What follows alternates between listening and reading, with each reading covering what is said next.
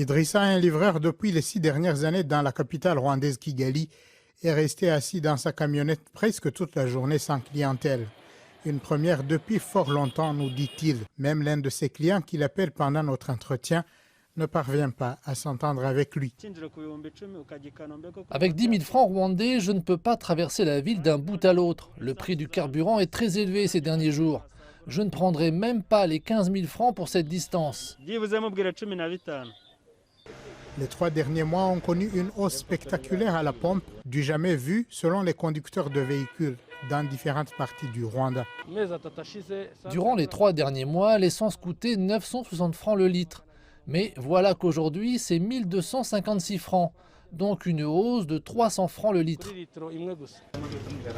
À l'intérieur de cette boulangerie en banlieue de Kigali, les activités quotidiennes se font comme d'habitude, mais le propriétaire, lui, sent déjà la lourdeur du conflit qui oppose les 2 grands producteurs du blé dans le monde.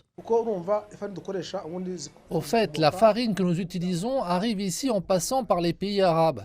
Maintenant, avec ce conflit entre l'Ukraine et la Russie, grands producteurs de blé, cela prend beaucoup de temps pour avoir cette matière première qui arrive de la Tanzanie après plusieurs jours d'attente. Le besoin s'est fait sentir d'expliquer aux Rwandais ce que fait le gouvernement afin d'alléger la complexité du problème. À la télévision nationale, la ministre du Commerce et de l'Industrie parle d'autres alternatives, étant donné la difficulté d'importer de la Russie. Tout cela s'explique avec l'impossibilité de faire des transactions internationales dues aux sanctions comprenant le blocage du système international SWIFT imposé à la Russie par l'Occident. Entre-temps, il y a une quantité de farine du blé que nous importons de la Turquie. Cela est une partie de la solution.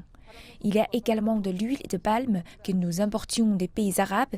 Nous avons facilité la tâche à certaines usines en leur proposant la route de la République démocratique du Congo. Selon le ministère rwandais du Commerce et de l'Industrie, la hausse des prix des hydrocarbures ne durera que 2 mois, le temps d'évaluer la situation pour ensuite amortir le choc. Étienne Gatanazi, CGTN français.